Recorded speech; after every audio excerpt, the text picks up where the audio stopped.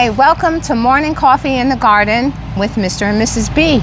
Good morning, Mrs. B. Good morning, Mr. B. How are you today? I'm doing great. I'm enjoying my coffee from our local coffee shop, Cedar Beans.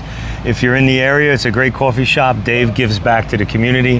He does a lot with the local youth and with promoting local music and such. So actually, it's a really good cup of coffee. If you get a chance, stop by and do your best to support your local community. So Mrs. B, what's all the buzz? Well, we have a lot going on in the upper garden. We started, 4 years ago, just with felt pots because we're on blacktop. The upper garden is all on blacktop. And you know, with a lot of the soil and things like that, you don't really know unless you test the soil. So we decided we were going to make our own soil and just do the pots. So that's what we did the first year. And then the second year, we brought in irrigation.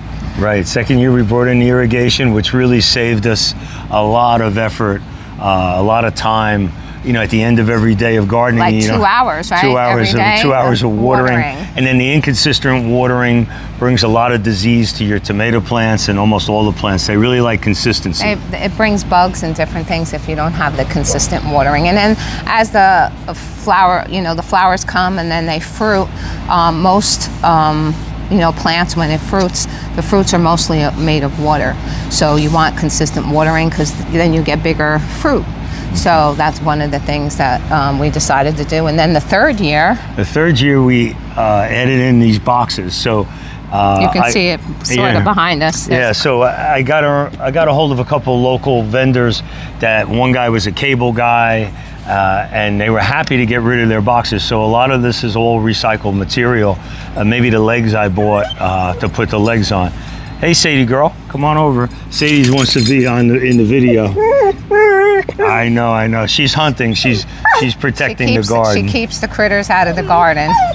Okay, thank you. Okay, thank you, Sadie. And so we added in these boxes and kind of made like a 20 by 20 area,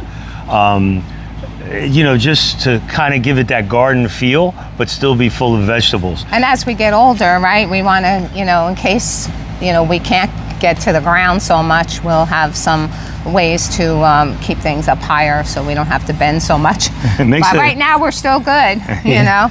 Thank goodness for our patches, yes. Our patches, so it keeps us healthy and we're able to keep going with more energy. But so we brought in the boxes, and then this year we enlisted our son to bring in cages.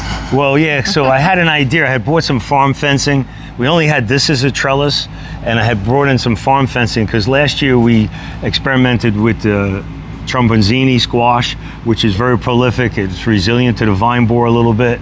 So, and they're big. But it gets a huge leaf and grows like 6 inches a day.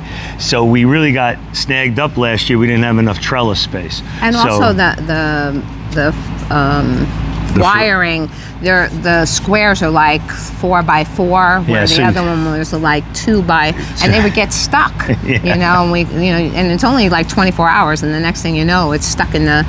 It's hard to get the fruit off. Get them through. So this way you could put your hand right through the hole, and it made everything a lot easier. But had to hold it together because the weight of the plant would weigh down the wire. So over time. So my son came up with the idea of adding in like a PVC frame to it that would continue to be light but some support. And I said we need a top on it, and we kind of made these hockey nets, or goalie nets, as you would say now with the World Cup. And we put those in, and as you can see, they're getting great use. So we'll put some pictures in the ends of like when we first started with just the pots, and then bringing in the hockey nets.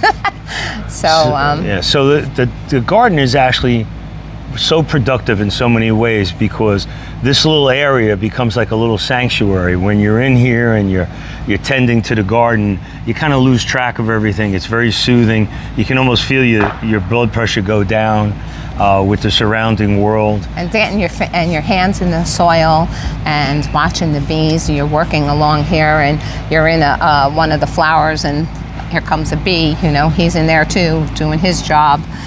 So it's just it's very good for us. It's really been, you know, a calming existence for us.